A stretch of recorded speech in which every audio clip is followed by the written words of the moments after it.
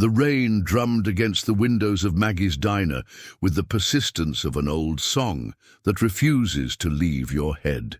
It was the kind of steady, grey October rain that makes small towns feel even smaller and dreams feel impossibly distant. The neon sign outside flickered intermittently, casting pink shadows across the wet asphalt where a few scattered cars sat like forgotten memories. Billy Joel pulled his rental car into the nearly empty parking lot, the windshield wipers keeping rhythm with a melody that had been haunting him for weeks. He'd been driving for hours, trying to escape the suffocating walls of his Manhattan penthouse, trying to find something, anything, that felt real again. At 68, he'd grown tired of the glittering facade of fame, tired of conversations that felt scripted, tired of people who only saw him as a commodity rather than a human being. The bell above the diner door chimed a melancholy note as he stepped inside, shaking the rain from his worn leather jacket. The place smelled of coffee that had been brewing too long and the lingering ghost of 1,000 conversations. Red vinyl booths stretched along the windows, their surfaces cracked like old skin, and a counter ran the length of the narrow space, adorned with chrome stools that had seen better decades. Behind the counter stood a woman who might have been 40 or might have been 60, the kind of person whose age had been blurred by years of hard living and harder choices. Her name tag read Rose, and her graying brown hair was pulled back in a practical ponytail that had given up trying to be pretty long ago. She moved with the efficiency of someone who had mastered the art of invisibility, refilling coffee cups and clearing plates as if she were part of the diner's architecture rather than its heartbeat. Billy chose a booth near the back, sliding across vinyl that squeaked in protest. The other patrons, a trucker reading a newspaper, an elderly man nursing black coffee, and a young couple lost in their phones, barely glanced up. In a place like this, anonymity was as common as the daily special. Coffee?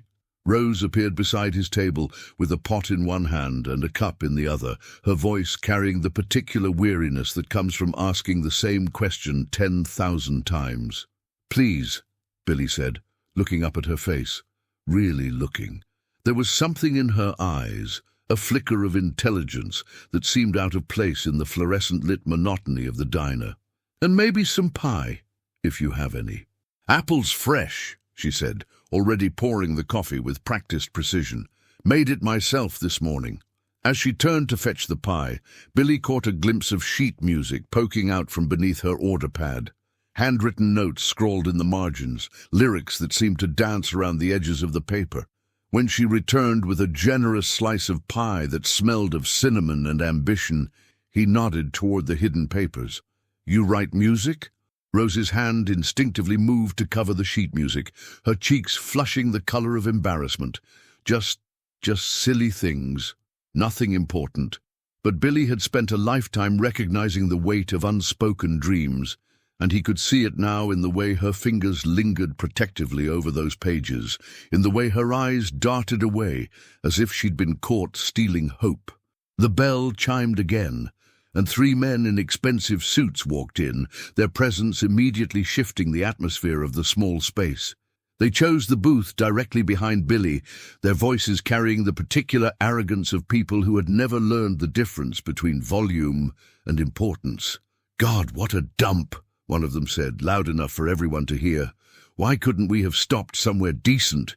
Rose approached their table with the same professional courtesy she'd shown Billy, her order pad ready, her smile the practiced one that servers wear like armor. "Good evening, gentlemen. Coffee to start?" "Yeah, but make it strong," the largest of the 3 said, barely looking up from his phone. "This place looks like it serves dishwater." The second man snickered. "Probably tastes like it too. Do you even have anything edible, sweetheart?" Billy watched Rose's smile tighten almost imperceptibly, her knuckles whitening as she gripped her pen.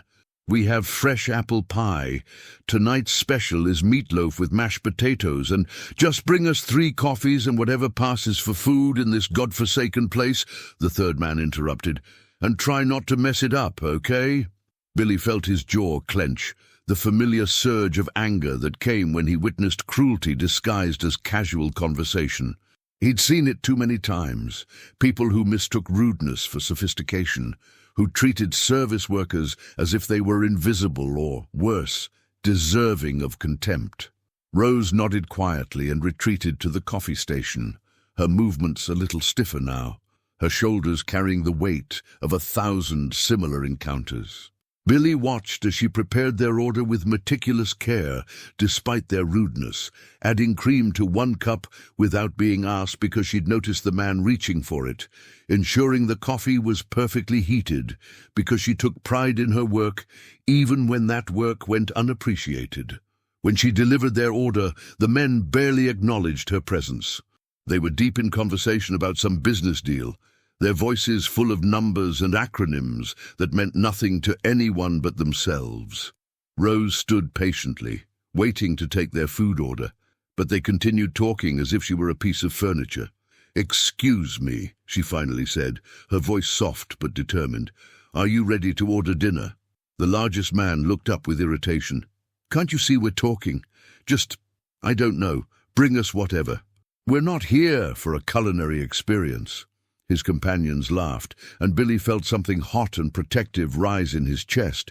He'd been on the receiving end of dismissive treatment early in his career, before the hits and the fame, when he was just another struggling musician trying to make it in a world that seemed designed to crush dreams rather than nurture them.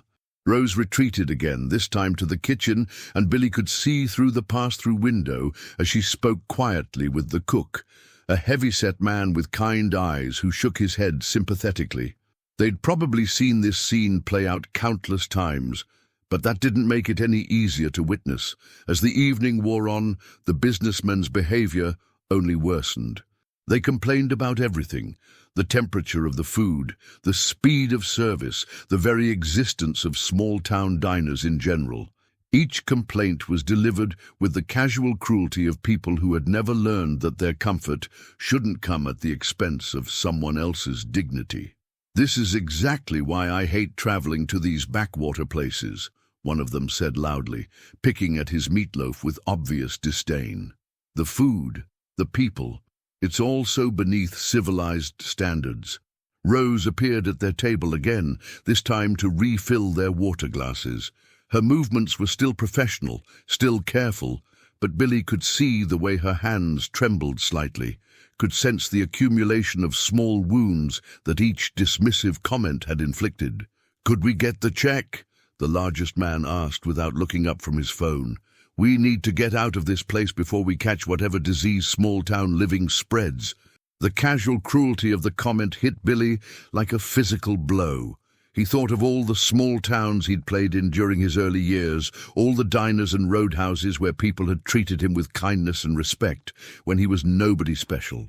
Places like this had been his refuge, his source of inspiration, his reminder that real America existed beyond the glittering facades of New York and Los Angeles. Rose brought their check with the same quiet dignity she'd maintained all evening, but as she set it on the table, one of the men grabbed her wrist. "You know what?" he said, his voice carrying the slurred confidence of someone who'd had too much to drink. "You should smile more. A pretty face like yours shouldn't look so serious all the time." The words hung in the air like smoke, and Billy watched Rose's face cycle through a dozen emotions: surprise, anger, humiliation, resignation. She gently pulled her wrist free and stepped back, her professional smile now looking more like a grimace. "I'll take that whenever you're ready," she said quietly, nodding toward the check. But the men weren't finished. They left exact change, no tip, and as they prepared to leave, the largest man turned back to Rose with a grin that had nothing to do with kindness. "Here's some free advice, honey," he said. "If you want to make it in life, you need to learn how to serve people better than this. Maybe take some classes or something, learn some skills that actually matter." And with that, they walked out into the rain, leaving behind only the lingering scent of expensive cologne and casual cruelty. The diner fell silent, except for the rain against the windows and the soft hum of the coffee machine. Rose stood frozen for a moment, staring at the table they'd vacated, her hands clenched into fists at her sides. Billy watched as she took a deep breath, squared her shoulders, and began clearing their dishes with movements that were perhaps a little more forceful than necessary. It was then that he noticed it. A single sheet of her handwritten music had fallen from her order pad onto the floor. Without thinking, he stood and walked over to retrieve it, his eyes catching the words and melody lines that covered the page like a map of hidden dreams. The song was beautiful, haunting and real in a way that most of the polished pop he heard on the radio could never be. The lyrics spoke of small-town dreams and big-city disappointments, of people who worked double shifts to pay for their children's education, of the dignity found in honest work and the quiet heroism of everyday survival. "This is yours," he said softly, approaching Rose as she wiped down the abandoned table. She looked up, her eyes widening as she recognized the paper in his hands. It must have fallen." She reached for it quickly, as if it was something shameful rather than something remarkable. "Wait," Billy said gently. "I couldn't help but notice. This is really good. I mean really good." Rose paused, her hand halfway to the paper, confusion flickering across her face. You read music?" Billy almost smiled. A little There bit. Was something about the way he said it, a quiet confidence that made Rose look at him more closely for the first time that evening. She'd been so focused on her work, on surviving the casual cruelties of difficult customers, that she hadn't really seen the man who'd been sitting quietly in the corner booth. Are you a musician?" she asked hesitantly. "I've played a few songs," Billy said, and there was such understatement in his voice that Rose felt a flutter of curiosity. The cook emerged from the kitchen, wiping his hands on his apron. "Rose, why don't you take a break? We're pretty slow now." She nodded gratefully and gestured for Billy to follow her to the counter, where she poured herself a cup of coffee with hands that were still slightly shaking from the encounter with the businessman. "I'm sorry you had to see that," she said quietly. "It's not usually—" "Yes, it is," Billy said gently, "and I'm sorry that people treat you that way." Something in his voice, the genuine understanding, the lack of pity or condescension, made Rose look up sharply. "You sound like you know what it's like." "I do," Billy said simply. "I've been on both sides of that conversation." They sat in comfortable silence for a moment, the rain continuing its percussion against the windows. Finally, Rose spoke. "I've been writing songs since I was 16, she said, her voice so soft that Billy had to lean forward to hear her. "Never thought they were good enough for anything, but I don't know. When the diner gets quiet like this, when the late shift stretches on forever, sometimes I hear melodies in the sound of the coffee machine or in the way the rain hits the window. Does that sound crazy?" "Not at all," Billy said, remembering his own late nights as a young man, hearing symphonies in the sounds of New York City, finding rhythms in the most ordinary moments. "Music is everywhere if you know how to listen for it." Rose smiled, the first genuine smile Billy had seen from her all evening. "That's exactly what I tell myself. My ex-husband used to say I was wasting time, that I should focus on real work instead of scribbling songs that no one would ever hear. He said dreaming was for people who could afford it, and waitresses don't have that luxury." The bitterness in her voice told Billy everything he needed to know about that relationship, and he felt another surge of protective anger, this time directed at a man he'd never met, but whose damage he could see written in the careful way Rose held herself, as if she were protecting something fragile and precious from a world that had tried to convince her it wasn't worth protecting. "How long have you been divorced?" he asked. 3 years. Rose said, stirring her coffee absently. "He took most everything when he left, the house, the savings, even tried to get custody of our daughter just to spite me. But he couldn't take this." She touched the sheet music gently. "Couldn't take the songs." "Tell me about your daughter," Billy said, sensing that this was the heart of everything, the reason Rose endured rude customers and double shifts, the source of whatever strength kept her writing songs in stolen moments. Rose's entire demeanor changed, her face lighting up with a pride that was beautiful to witness. "Emma, she's 17, senior year of high school, smartest kid you've ever met, and she's got a full scholarship to study engineering at State. She's going to build bridges and skyscrapers and change the world." "She sounds amazing," Billy said. "She gets that intelligence from her mother?" Rose blushed. "She gets it from herself. I work as many shifts as I can to make sure she doesn't have to worry about money for books or supplies or anything else she needs. She already works part-time at the library, and sometimes I feel guilty that she has to work at all. But you're teaching her the value of honest work," Billy finished. "You're showing her that dreams are worth fighting for." Something in his voice made Rose look at him again. Really look, as if she were trying to solve a puzzle. "You really are a musician, aren't you?" Billy nodded slowly. "I am." "What kind of music do you play?" "Piano, mostly, some singing." He paused, then decided to take a leap of faith. "Rock and roll, I guess you'd call it. Though I've always thought the best songs are just stories set to melody." Rose's eyes widened slightly. "I love piano music. There's something about it. It's like the piano can hold all the emotions that words can't quite capture." "You play?" "A little," Rose said, unconsciously echoing Billy's earlier understatement. "We have an old upright in the back room.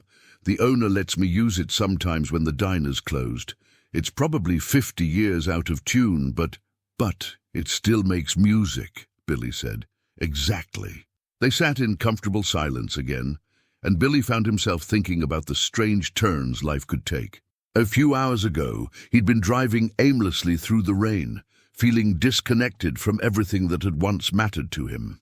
Now he was sitting in a small-town diner, talking to a woman whose songs might be more honest and real than anything he'd written in years. Would you mind if I heard one of your songs?" he asked. Rose's hand immediately went to her throat, a gesture of vulnerability that Billy recognized from his own early performing days. "Oh, I don't really sing for people. I mean, I sing for Emma sometimes, but—" "I understand," Billy said quickly. "It's a vulnerable thing, sharing your music with someone." But Rose was looking at him with growing curiosity, and Billy could see the wheels turning in her mind. There was something about him, the way he talked about music, the understanding in his voice when she spoke about her songs, the quiet confidence that suggested he knew more about the music business than he was letting on. "What did you say your name was?" she asked suddenly. Billy realized he hadn't given her his name at all. In the comfortable anonymity of the small diner, introductions had seemed unnecessary. Now, faced with her direct question, he had a choice to make. "Billy," he said simply. "Billy what?" He looked into her eyes, kind eyes, intelligent eyes, eyes that belonged to someone who had been hurt, but hadn't let that hurt make her cruel, and made his decision. "Joel," he said quietly. "Billy Joel." The coffee cup slipped from Rose's hand and clattered against the saucer, coffee splashing across the counter. Her face went through a series of expressions: disbelief, recognition, shock, and then something that looked almost like panic.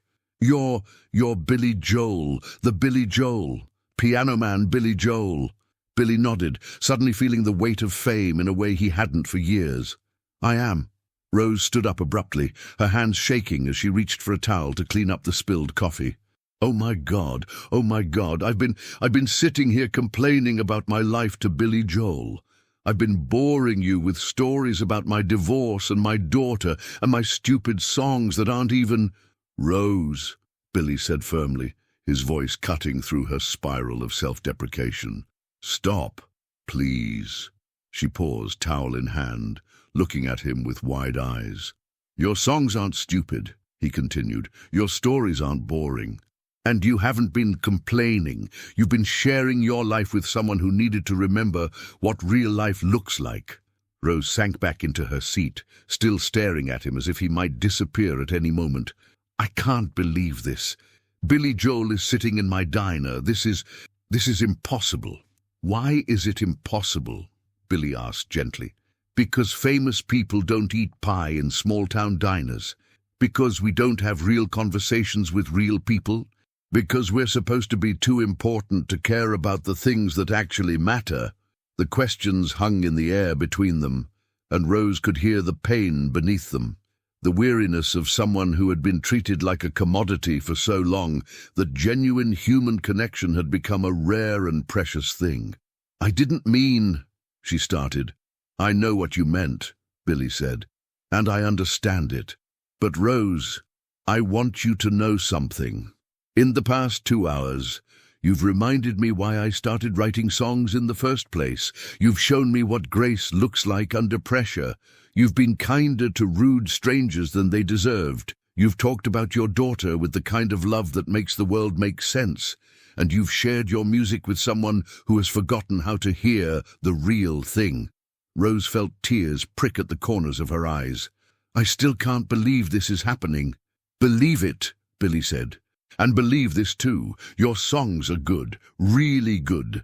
They have something that most of the music I hear these days doesn't have." "What's that?" "Truth," Billy said simply. "They have truth." The bell above the door chimed, and both Billy and Rose looked up to see a young woman entering, her dark hair damp from the rain, her backpack slung over one shoulder. She was tall and lean like her mother, with intelligent eyes, and a smile that could light up the darkest corner of any room. "Mom," the young woman called, then stopped short when she saw Rose sitting at the counter with a stranger. "Oh, sorry, I didn't know you had company." "Emma," Rose said, her voice filled with a mother's pride and love. "Come here, sweetheart. There's someone I'd like you to meet." Emma approached cautiously, and Billy could see the protective instincts of a daughter who had watched her mother work too hard for too long, who had learned to be suspicious of anyone who might take advantage of Rose's kindness. "Emma," Rose said, her voice still carrying a note of disbelief, "this is Billy. Billy Joel." Emma's eyes widened, and Billy watched as she went through the same series of expressions her mother had: disbelief, recognition, and then something that looked remarkably like suspicion. "Prove it," she said bluntly. Billy laughed, the first genuine laugh he'd had in weeks. "I like her already," he said to Rose, then turned to Emma. "What would convince you?" Emma considered this seriously. "Play something. Mum's always talking about how you can tell a real musician by the way they approach a piano, not just by what they play." Rose looked mortified. "Emma, you can't just ask someone to—" "It's okay," Billy said, standing up. "I'd be honored to play for you both. Where's that old upright you mentioned?" Rose led them through a door marked "Employees Only" into a small break room that contained a few mismatched chairs, a refrigerator covered in what looked like Emma's school achievement certificates, and in the corner an ancient upright piano that had probably been beautiful once upon a time. Billy approached the piano like he was greeting an old friend, running his fingers along the scarred wood, testing the bench to make sure it would hold his weight. He lifted the fallboard to reveal keys that were yellowed with age and probably hadn't been tuned in years. "She's seen better days," he said, pressing a few keys experimentally, "but she's still got music in her." He settled onto the bench and began to play. Not one of his famous songs, but something simpler, a gentle melody that seemed to emerge naturally from the old piano's limitations, working with its quirks rather than against them. His fingers moved across the keys with the kind of confidence that only comes from decades of practice, finding harmony even in the instrument's imperfections. Emma's suspicion melted away as she listened, replaced by wonder and something approaching awe. This wasn't just someone playing piano, this was someone speaking piano, using the instrument as a vehicle for emotions that words couldn't quite capture. Billy transitioned seamlessly into The Longest Time, but played it as a gentle ballad rather than the upbeat version most people knew, his voice soft and intimate in the small room. Rose found herself singing along without conscious thought, her voice blending naturally with his in harmonies that seemed to have been waiting their whole lives to find each other. When the song ended, the room fell silent, except for the rain that continued its rhythm against the windows. Emma was staring at Billy with undisguised amazement, and Rose had tears streaming down her face. "That was—" Emma started, then stopped, apparently unable to find adequate words. "That was beautiful," Rose whispered. "I've heard that song 1,000 times, but never like that." Billy turned on the bench to face them both. "Music isn't about perfection," he said. "It's about connection. It's about finding the truth in imperfect moments and making something beautiful out of them." He stood up and gestured toward the piano bench. "Your turn." "Oh, no," Rose said quickly. "I couldn't. Not after that. I'm not—" "You're not what?" Billy asked gently. "Not good enough according to who? Your ex-husband? Those men who treated you badly tonight? Or according to you?" Rose looked at Emma, who nodded encouragingly. "Come on, Mom. I love hearing you play." Slowly, as if she were approaching something sacred, Rose sat down at the piano bench. Her hands hovered over the keys for a moment, trembling slightly, and Billy could see the battle she was fighting with herself. The battle between dreams and fear, between hope and the voice that told her she wasn't worthy of hope. "What if I mess up?" she whispered. "Then you mess up," Billy said simply, "and then you keep playing. That's what music is. It's not about avoiding mistakes, it's about making something beautiful despite them." Rose took a deep breath and began to play. Her technique wasn't polished. Billy could see years of self-teaching in the way her fingers sometimes struggled to find the right positions. But there was something in her playing that technique couldn't teach. There was soul, there was story, there was the kind of authentic emotion that couldn't be manufactured or bought. She played one of her own compositions, the melody simple but haunting, the lyrics telling the story of a woman who cleaned office buildings at night and dreamed of something more. It was the story of invisible people doing invisible work, of dignity found in the smallest gestures of kindness, of dreams that refused to die no matter how much the world tried to kill them. Billy listened with growing amazement. This wasn't just good. This was extraordinary. Rose had somehow managed to capture something that most professional songwriters spent their entire careers trying to find: the ability to make the universal feel personal and the personal feel universal. When she finished, the silence stretched out like a held breath. Rose sat with her hands still on the keys, as if she were afraid to break the spell the music had created. "Mom," Emma said finally, her voice thick with emotion. "That was incredible." Billy nodded slowly. "Rose, I need to ask you something, and I need you to answer honestly. Have you ever thought about recording your songs? About sharing them with the world?" Rose laughed, but it was a sound without humor. "Who would want to hear songs by a small-town waitress? I don't have connections. I don't have money for studio time. I don't have—" "You don't have what?" Billy interrupted. "Talent? Because you absolutely do. You don't have stories worth telling? Because you absolutely do. You don't have the ability to move people with your music because you just did." Rose looked at him skeptically. "It's not that simple. The music business it's not for people like me." "People like what?"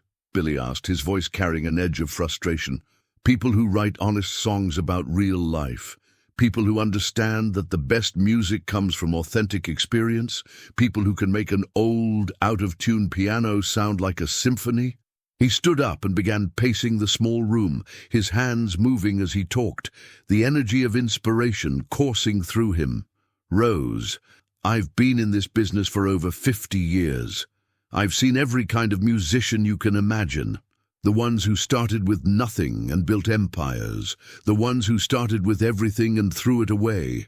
The ones who had all the connections in the world but couldn't write a song that mattered if their lives depended on it. And you know what I've learned?" Rose shook her head, still sitting at the piano bench as if she were afraid to move. "The only thing that matters, the only thing that has ever mattered, is whether you have something true to say and the courage to say it. Everything else, the connections, the money, the marketing, all of that is just noise. The music is what matters." Emma was watching this exchange with wide eyes, as if she were witnessing something historic. Her mother, the woman who worked double shifts and worried about every penny, was being told by one of the most successful musicians in history that she had what it took to make it in the music business. "But even if that's true," Rose said quietly, "even if my songs are good, I still don't know how to get them heard. I don't know anything about the business side of music." Billy stopped pacing and looked at her directly. "What if you didn't have to worry about the business side? What if someone who understood the industry wanted to help you?" The question hung in the air, and Rose felt her heart begin to race. "What do you mean?" "I mean," Billy said carefully, "what if I wanted to help you record some of your songs? What if I thought the world needed to hear what you have to say?" Rose's hand went to her throat again, that gesture of vulnerability and disbelief. "You would do that? But why? You don't even know me." "I know enough," Billy said. "I know that you write from the heart. I know that you treat people with kindness even when they don't deserve it. I know that you're raising a daughter who's going to change the world, and that you're doing it with grace and dignity and love. I know that your music has something that most music doesn't have: truth." He sat down across from her, his expression serious but kind. "Rose, I didn't drive out here tonight looking for anything except maybe some peace and quiet. But sometimes life gives you exactly what you need when you're not looking for it. I needed to remember why I fell in love with music in the first place, and you reminded me. Maybe I can return the favor." Rose looked at Emma, who was staring at her mother with an expression of fierce pride and encouragement. "Mom, this is your chance. This is what you've been working toward your whole life. But what about the diner? What about our life here? Emma, you're starting college next year, and I need to be able to support us and—" "Mom," Emma said firmly, "you've spent my entire life making sure I had everything I needed to chase my dreams. Don't you think you deserve the same chance?" Billy watched this exchange with growing admiration for both women. Here was a mother who had sacrificed everything for her daughter's future, and a daughter who refused to let that sacrifice be the end of her mother's story. "It doesn't have to be all or nothing," he said gently. "We could start small, record a few songs, see how they're received. You could keep working here while we figure out what comes next. There's no reason you have to give up your security to chase your dreams." Rose was quiet for a long moment, her fingers unconsciously playing silent melodies on the piano keys. Billy could see the war being fought inside her, between hope and fear, between dreams and practical necessity, between the voice that told her she deserved happiness and the voice that told her to be grateful for what she had. "What would it involve?" she finally asked. Billy felt a surge of excitement, but kept his voice calm and professional. "First, we'd need to choose which songs to record. I'd like to hear everything you've written, but we'd probably start with 3 or 4 of your strongest pieces. Then we'd book some studio time. Nothing fancy, just a place where we can capture your voice and your piano playing in the best possible quality." He paused, making sure she was following him. "I'd want to keep the arrangement simple at first. Your songs don't need a lot of production. They're powerful enough on their own.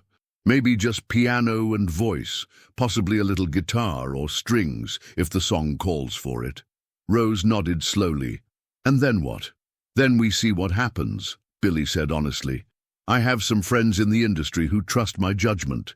If I tell them I've found someone special, they'll listen. But Rose, I need you to understand something. There are no guarantees in this business. I can't promise you fame or fortune or even success as most people define it." He leaned forward, his expression intense. "But I can promise you this: your songs deserve to be heard. They deserve to exist in the world beyond the walls of this diner. Even if only a few hundred people ever hear them, even if you never make a dime, those songs deserve to live." Emma reached over and took her mother's hand. "Mom, remember what you used to tell me when I was afraid to try something new?" Rose smiled through her tears. "That the biggest regret is the chance you didn't take." "Exactly," Emma said. "This is your chance, Mom. Your songs. They've gotten me through some really hard times. When Dad left and everything fell apart, your music was what held me together. If your songs could do that for me, imagine what they could do for other people who are going through the same things." Billy watched Rose's face as her daughter spoke, and he could see the exact moment when her perspective shifted, when she stopped seeing her music as a selfish indulgence and started seeing it as something that could genuinely help people. "You really think people would want to hear them?" she asked, her voice barely above a whisper. "I know they would," Billy said with complete conviction. "Rose, there are millions of people out there who feel invisible, who work hard jobs for little recognition, who dream of something more but think it's impossible. Your songs speak directly to those people. They need to know they're not alone." Rose stood up from the piano bench and walked to the window, staring out at the rain that was finally beginning to ease. Billy and Emma watched her in respectful silence, understanding that she was wrestling with one of the most important decisions of her life. "If we did this," she said finally, not turning around, "if we actually recorded some songs, what would happen to them? How would people hear them?"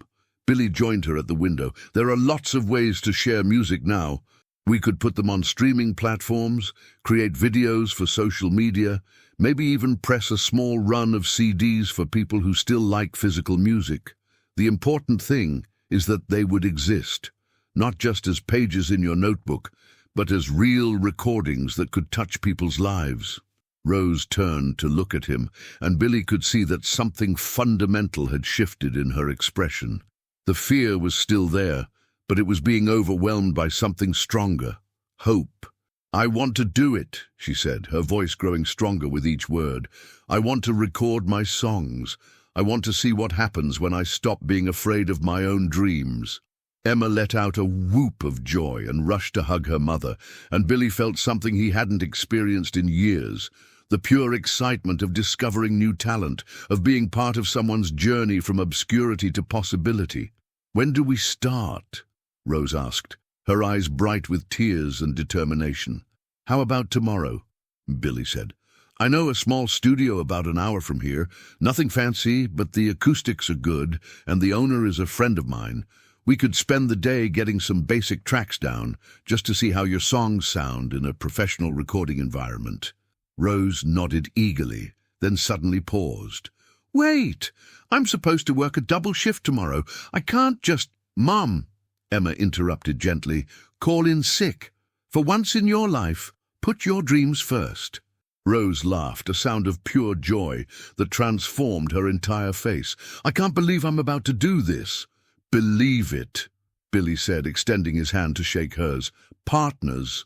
Rose took his hand, her grip firm and sure. "Partners." The bell in the front of the diner chimed, and the cook's voice called out, "Rose, we've got customers." Reality intruded on their moment of dreams and possibility, but somehow it didn't diminish the magic of what had just happened.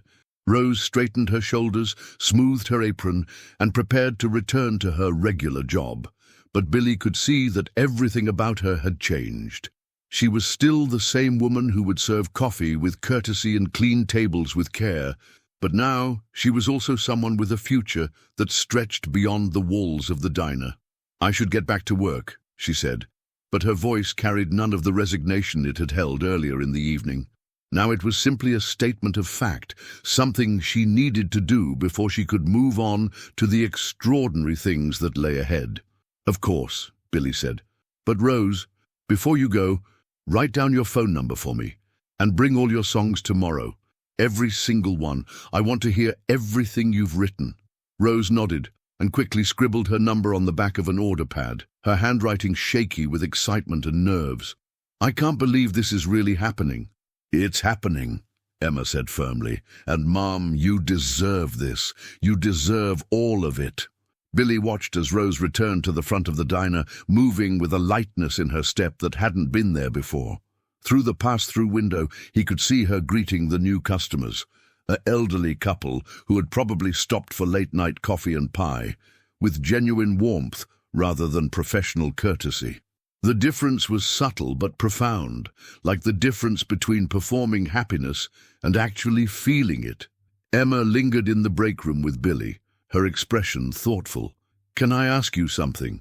"Of course. Why are you doing this? I mean, I know you said her songs are good, and they are, but—" She paused, searching for the right words. "You must meet talented people all the time. What makes Mom different?" Billy considered the question seriously. It was fair, and Emma deserved an honest answer. "Your mother has something that can't be taught and can't be bought," he said finally. "She has authenticity. She's lived through real struggles and found beauty in them instead of bitterness. She's raised an incredible daughter while working thankless jobs and never losing her compassion for other people. That kind of depth, that kind of genuine human experience, that's what makes great songwriters." He paused, looking out the window at the now gentle rain. "But more than that, Emma, your mother reminded me tonight of something I'd forgotten. She reminded me that music isn't about fame or success or even recognition. It's about connection. It's about one human being reaching across the void and touching another human being's soul. Your mother's songs do that." Emma nodded slowly. "She used to sing me to sleep when I was little. Even when she was exhausted from working double shifts, even when she was worried about bills or Dad's drinking or whether we'd have enough money for groceries. She would sit on the edge of my bed and sing these songs she'd written, and somehow everything felt like it was going to be okay." "That's exactly what I'm talking about," Billy said. "That's the power of real music. It can make everything feel like it's going to be okay, even when the world is falling apart." Through the window, they watched Rose serving coffee to the elderly couple, engaging them in conversation, laughing at something the old man said. She belonged here, in this small diner, Billy realized, not because she wasn't good enough for something bigger, but because she understood that every human interaction mattered, that every person deserved to be treated with dignity and respect. "She's going to keep working here, isn't she?" Emma asked, following his gaze. "Even if the music thing works out?" "Probably," Billy said, "and that's part of what makes her special. She's not looking for music to save her from her life. She's looking to share her life through music. There's a difference." Emma smiled. "You know, I was worried when I first walked in and saw you talking to her. Mom's had a hard time trusting people since Dad left, especially men. But you're different." "How so?" "You see her," Emma said simply. "Really see her. Not just the waitress or the divorcee or the small-town woman with impossible dreams. You see who she really is." Billy felt a tightness in his chest at the young woman's words. "Your mother is remarkable, Emma. The fact that she raised someone like you is proof of that." They returned to the front of the diner, where Rose was refilling the elderly couple's coffee cups and discussing the weather with the easy familiarity of someone who had been having similar conversations for years. When she saw Billy and Emma emerge from the back room, her face lit up with a smile that was equal parts excitement and disbelief. "Mrs. Patterson, Mr. Patterson," she said to the elderly couple, "I'd like you to meet my friend Billy. He's a musician." The old man looked up with interest. "A musician, eh? What kind of music do you play, son?" Billy almost smiled at being called son by someone who was probably only a few years older than him. "Piano, mostly. Rock and roll, some ballads." "I love piano music," Mrs. Patterson said warmly. "There's something so elegant about it. Do we know any of your songs?" Billy glanced at Rose, who nodded encouragingly. "You might know Piano Man," he said modestly. Mr. Patterson's eyes widened. "You wrote Piano Man. That's one of my favorite songs. Honey," he said to his wife, "this is Billy Joel." The next few minutes were a whirlwind of handshakes and excited conversation, with the Pattersons expressing their amazement at meeting a famous musician in their local diner. But what struck Billy most was the way they treated the revelation. Not with the grasping, transactional energy he sometimes encountered from fans, but with genuine warmth and respect. "Rose," Mrs. Patterson said as the excitement settled down, "you didn't tell us you knew famous people." Rose laughed, her cheeks flushed with happiness. "I just met him tonight, actually. He came in for coffee and pie, and we got to talking about music. Well, isn't that something, Mr. Patterson mused. Goes to show you never know who you might meet in a place like this. That's exactly right, Billy said, looking directly at Rose. You never know who you might meet, or what might happen when you're open to possibility. The Pattersons finished their coffee and pie, insisting on taking a selfie with Billy and Rose before they left. As they bundled up against the rain, Mrs. Patterson pulled Rose aside. "Honey," she said in a voice low enough that the others couldn't hear, "I don't know what's happening here, but I can see something different in your face tonight, something hopeful. Whatever it is, you deserve it." Rose hugged the older woman impulsively. "Thank you, Mrs. Patterson. That means more than you know." After the Pattersons left, the diner fell quiet again. The storm had passed, leaving behind the clean smell of rain-washed air and the promise of clearer skies. Billy looked at his watch and was surprised to see that it was nearly midnight. The evening had passed like a dream, full of unexpected connections and impossible possibilities. "I should probably head back to my hotel," he said reluctantly. "We have a big day tomorrow."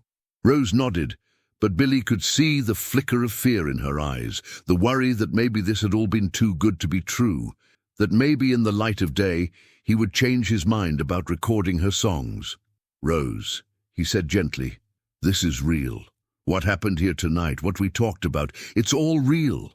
I'll pick you up at 10 tomorrow morning and we'll go make some music." Relief flooded her face. "Okay, yes, I'll be ready." Billy pulled out his wallet to pay for his coffee and pie, but Rose waved him away. "It's on the house," she said. "After everything you've done for me tonight, the least I can do is buy you dinner." "You don't owe me anything, Rose. If anything I owe you, you reminded me tonight of why I fell in love with music in the first place." He shook hands with Emma, who surprised him by giving him a quick hug instead. "Thank you," she whispered. "Thank you for seeing what I've always seen in her." "Take care of your mother," Billy said. "She's about to embark on an adventure." As he walked toward the door, Rose called out to him, "Billy, what should I wear tomorrow? I mean, I know it's just a recording session, but—" Billy turned back with a gentle smile. "Wear whatever makes you feel like yourself. The most important thing you can bring to that studio is your truth." He stepped out into the night air, clean and cool after the rain, and looked back through the diner windows. Rose was wiping down the counter with renewed energy, humming softly to herself, while Emma sat at the counter doing homework, occasionally looking up to smile at her mother.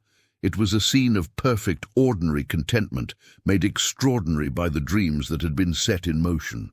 As Billy drove back to his hotel through the quiet streets of the small town, he found himself thinking about the strange alchemy of chance and fate that had brought him to that diner tonight. If he hadn't been feeling restless and disconnected, if he hadn't decided to drive into the countryside, if he hadn't stopped at that particular diner at that particular moment, he never would have met Rose, never would have heard her songs, never would have witnessed her quiet dignity in the face of casual cruelty. But perhaps it wasn't chance at all. Perhaps it was something deeper, the universe's way of putting the right people in the right place at the right time, of creating moments where lives could be transformed through simple human kindness.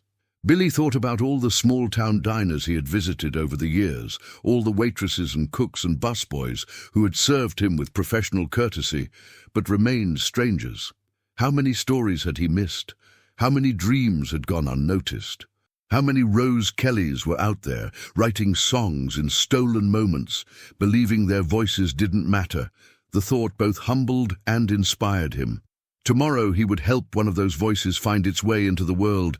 It might not change everything, might not lead to fame or fortune, or the kind of success that magazines wrote about, but it would matter. It would be one more authentic voice in a world that desperately needed authentic voices. Back at the diner, Rose finished her closing duties with uncharacteristic speed, her mind racing with possibilities and fears in equal measure. Emma helped her stack chairs and mop floors, the two of them working in comfortable silence that spoke of years of shared responsibility and mutual support. "Mom," Emma said as they prepared to lock up, Are you scared? Rose considered the question honestly. Terrified, she admitted, but also excited. More excited than I've been in years. Good, Emma said firmly. Being scared means it matters. And Mom, even if nothing comes of this, even if the songs never get heard by anyone except the people in that studio tomorrow, you'll know that you tried. You'll know that you didn't let fear win. Rose hugged her daughter tightly, overwhelmed by gratitude for this young woman who had somehow learned wisdom beyond her years despite, or perhaps because of, the struggles they had faced together. When did you get so smart? She asked. I learned from the best, Emma replied. You taught me that dreams are worth fighting for, even when the odds seem impossible. Tomorrow, you get to live that lesson. As they drove home through the quiet streets, Rose felt a sense of anticipation that was both thrilling and terrifying. In less than 12 hours, she would be sitting in a professional recording studio, singing songs she had written in moments of solitude and hope, working with one of the most successful musicians in history to turn her dreams into reality. The small apartment they shared was neat but modest, the kind of place where every dollar was accounted for and luxury was measured in simple comforts. Rose's guitar sat in the corner and sheet music was scattered across the kitchen table where she had been working on a new song just that morning, before her life changed forever. She gathered up all her songs, years' worth of melodies and lyrics written on napkins and scrap paper and the backs of envelopes, and organized them carefully in a folder. Some were complete, others were fragments of ideas waiting for the right moment to bloom. Tomorrow, she would share them all with someone who understood the weight of dreams and the courage it took to pursue them. Emma made them both cups of tea, and they sat at the small kitchen table, Rose's songs spread out between them like a map of possibilities. Which ones do you think we should record first? Rose asked. Emma studied the pages thoughtfully. This one, she said, pointing to a song called Invisible Hands. It's about all the people who do the work that keeps the world running, but never get recognized for it. It's about you, Mom, but it's also about millions of other people. Rose nodded. The song had come to her during a particularly difficult shift, when she had felt especially unseen and unappreciated. But instead of wallowing in self-pity, she had channeled those feelings into something universal, a tribute to everyone who worked in the shadows to make other people's lives better. And this one, Emma continued, pointing to another page, Emma's Lullaby, the one you used to sing to me when I was little. Oh, sweetheart, that one's too personal. It's just for us. No, Mom, it's not, Emma said firmly. It's for every parent who has ever sung their child to sleep, every person who has ever found hope in the darkest moments. It's about the power of love to overcome anything. Rose felt tears prick at her eyes as she looked at the simple lyrics she had written so many years ago, when Emma was small, and Rose's world had revolved around bedtime stories and goodnight kisses. She had never imagined that anyone else would ever hear those words, but now she could see what Emma saw, the universal truth hidden in the most personal moments. They stayed up until nearly 2 a.m, going through songs and sharing memories, mother and daughter bonding over melodies and dreams. When they finally went to bed, Rose lay awake staring at the ceiling, her mind racing with anticipation and anxiety. What if her voice cracked during recording? What if the song sounded amateurish in a professional studio? What if Billy Joel realized he had made a mistake and decided her music wasn't worth his time after all? But then she remembered the look in his eyes when he had listened to her play, the genuine emotion in his voice when he had told her that her songs had truth. She remembered Mrs. Patterson's words about deserving hope, Emma's fierce belief in her talent, and her own deep knowledge that these songs had sustained her through the darkest periods of her life. If they could do that for her, maybe they could do it for someone else too. The next morning dawned clear and bright, the storm of the previous evening having washed the world clean. Rose woke before her alarm, her stomach fluttering with nervous energy. She chose her outfit carefully, not her waitress uniform, but a simple blue dress that Emma had given her for her birthday, one that made her feel confident and authentic. Emma was already up, making breakfast and chattering excitedly about the day ahead. "I wish I could come with you," she said for the 10th time. "I know, sweetheart, but you have school. Besides, I think I need to do this on my own, at least the first time." Emma nodded, understanding but clearly disappointed. "Promise you'll tell me everything when you get home?" "I promise," Rose said, hugging her daughter tightly. "And Emma, thank you for believing in me, for pushing me to take this chance, for being the best daughter anyone could ask for." "Thank you for showing me what it looks like to never give up on your dreams," Emma replied. At exactly 10 o'clock, Billy's rental car pulled into the parking lot of their apartment complex. Rose grabbed her folder of songs and her purse, took a deep breath, and walked out to meet her destiny. Billy smiled as she approached the car. "Good morning. How did you sleep?" "Barely," Rose admitted with a laugh. "I kept thinking this was all a dream, and I'd wake up to find myself getting ready for another shift at the diner." "Not a dream," Billy said as they pulled out of the parking lot. "Today, we make your songs real." The drive to the studio took them through rolling countryside, painted in the brilliant colors of autumn. Billy had chosen a small, independent studio run by an old friend named Jack Morrison, someone who understood that the best music often came from the most unexpected places. "Tell me about this place," Rose said as they drove. "Jack's studio is special," Billy explained. "He's recorded everyone from Grammy winners to complete unknowns, and he treats them all with the same respect and professionalism.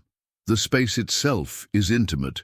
It doesn't feel intimidating like some of the big commercial studios. It feels like music." As they pulled up to a converted farmhouse surrounded by maple trees in full autumn glory, Rose felt a sense of rightness settle over her. This wasn't the gleaming, intimidating facility she had imagined. This was a place where music could grow organically, where authenticity was valued over polish. Jack Morrison met them at the door, a man in his 60s with kind eyes and calloused hands that spoke of decades spent crafting sound. He greeted Billy like an old friend and welcomed Rose with the warmth typically reserved for family. "Billy's told me a little about your music," he said as he showed them around the studio. "I'm excited to hear what you've been working on."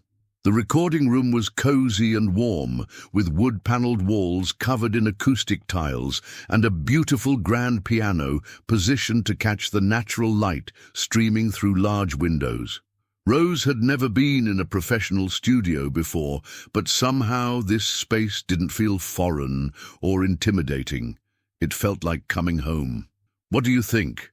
Billy asked, watching her take in the space. "It's perfect," Rose said, her voice full of wonder. "It feels like a place where songs would want to live." Jack smiled. "That's exactly what we were going for. Music should feel comfortable here, not forced or manufactured."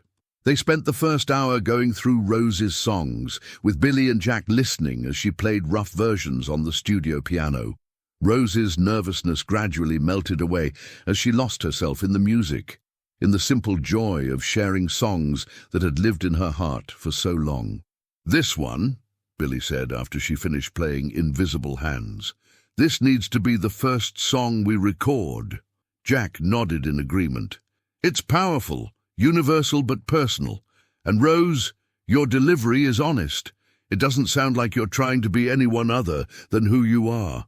They began with just Rose and the piano, Jack adjusting microphones and sound levels, while Billy offered gentle suggestions about phrasing and dynamics. The first take was tentative, Rose's voice carrying the slight tremor of nerves and excitement. "That was beautiful," Jack said through the studio speakers, "but I can hear that you're holding back a little. Trust the song, trust your voice. Let it tell the story it wants to tell."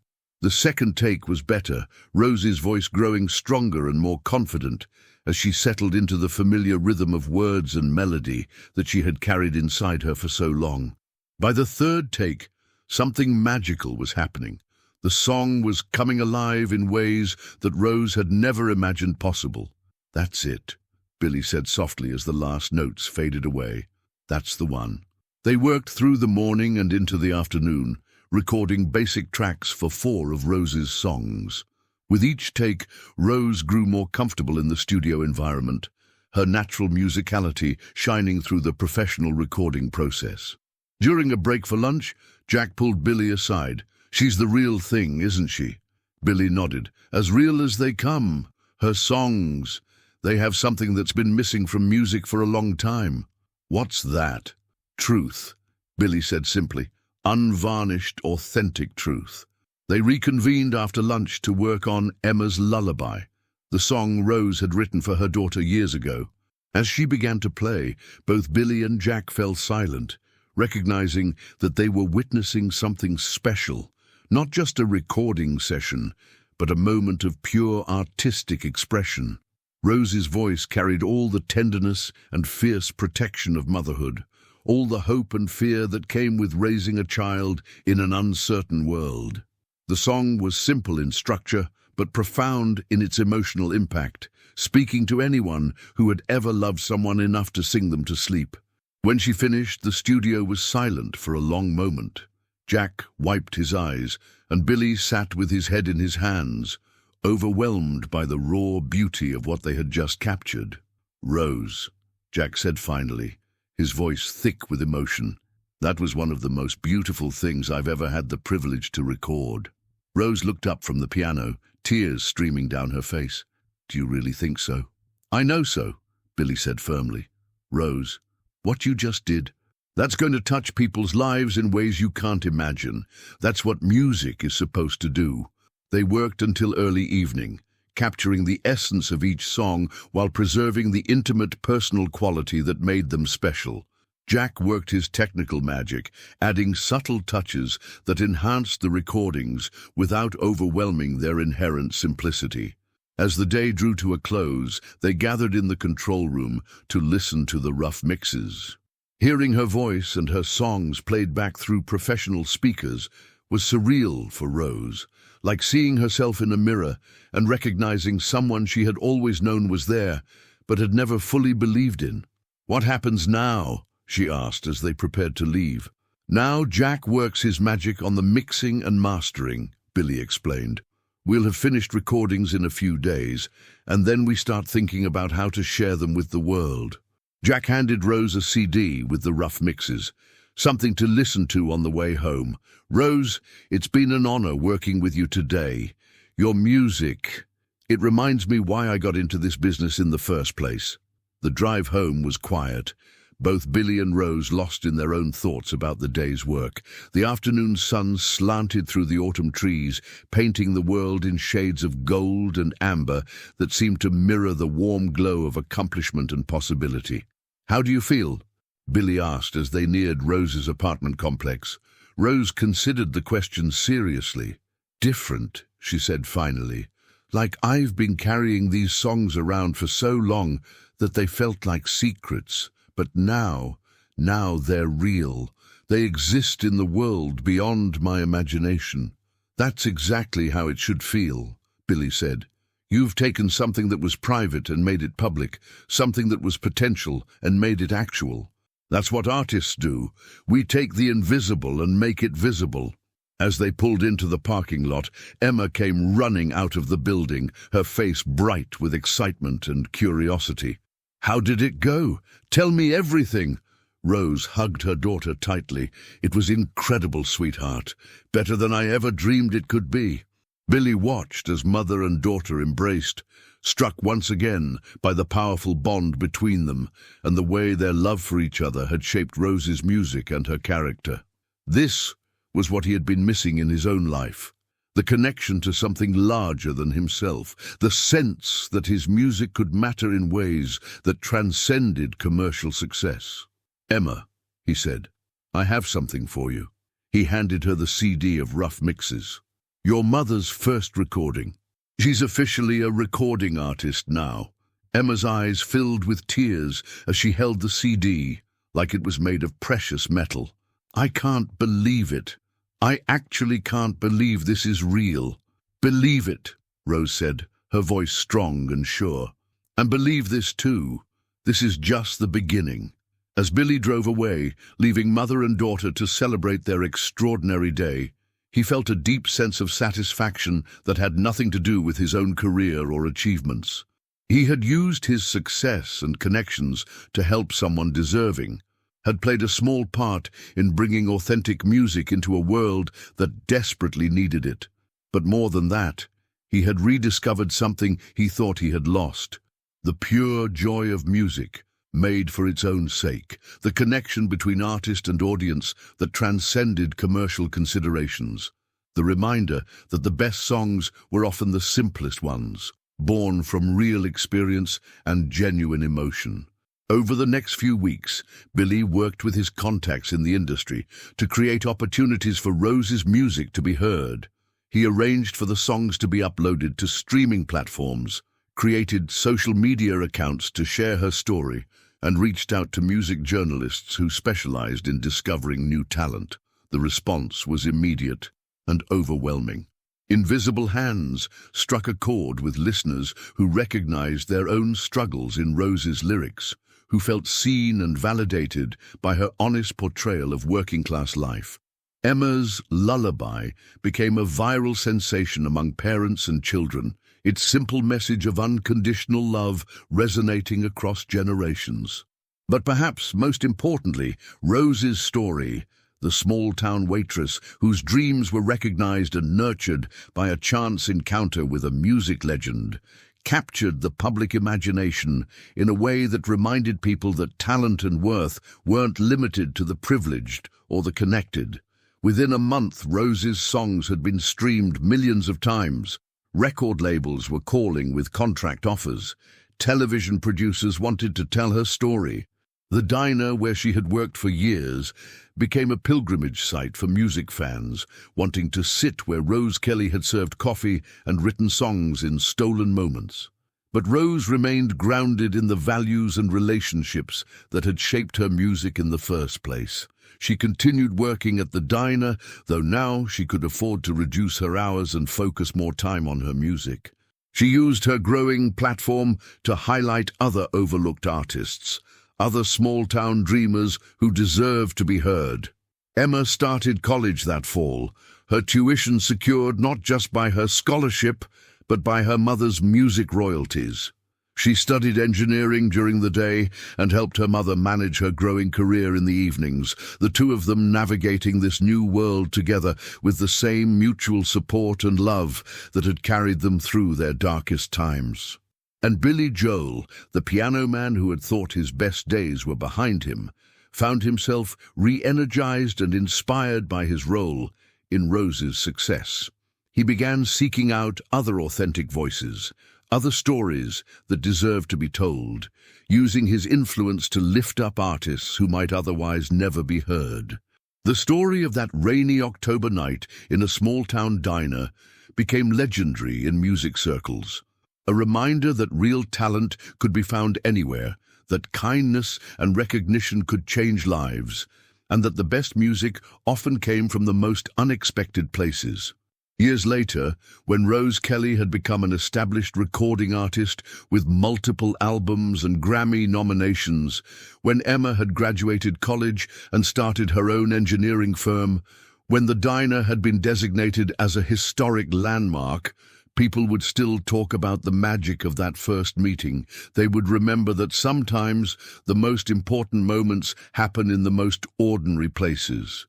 That a simple act of recognition and kindness can transform not just one life, but the lives of everyone touched by that ripple effect of possibility. Rose never forgot the lesson she learned that night, that everyone deserves to be seen, that every dream has value, that the difference between obscurity and recognition is often just one person willing to listen with an open heart and act with generous spirit. And whenever she performed Invisible Hands for audiences around the world, she would think of all the invisible people in the audience, the janitors and waitresses and security guards, and countless others whose work made the concert possible. And she would sing directly to them, reminding them that they mattered, that their stories had value, that their dreams were worthy of pursuit. Because Rose Kelly, the small-town waitress who became a recording artist, understood something that success and fame had temporarily obscured for Billy Joel and many others in the music industry. That music, at its core, was about connection. It was about one human being reaching out to another and saying, "I see you, I understand you, you are not alone." And in a world that often felt fractured and divided, that message of recognition and unity was perhaps the most important song of all. The rain had stopped falling that October night, but the seeds that were planted in those hours of unexpected connection continued to grow, spreading hope and possibility in ways that no one could have predicted, but everyone could appreciate. It was, as Emma had said, just the beginning. And sometimes the beginning is exactly what the world needs most. The reminder that no matter how ordinary your circumstances, no matter how impossible your dreams may seem, there is always the possibility that tonight someone will walk through your door and recognize the music that has been waiting inside you all along. Never underestimate the power of a kind heart, a listening ear, and the courage to believe that everyone's story matters. Because you never know whose life you might change simply by treating them with dignity, respect, and the recognition that their dreams are just as valid and worthy as anyone else's. And you never know when your own life might be transformed by someone who sees past the surface to the authentic person waiting underneath, ready to share their gift with a world that has been waiting to hear it. If this story touched your heart, please like this video, subscribe to our channel, and share your own stories of unexpected kindness and recognition in the comments below. Sometimes the most beautiful melodies come from the most ordinary moments, and your story might be exactly what someone else needs to hear today.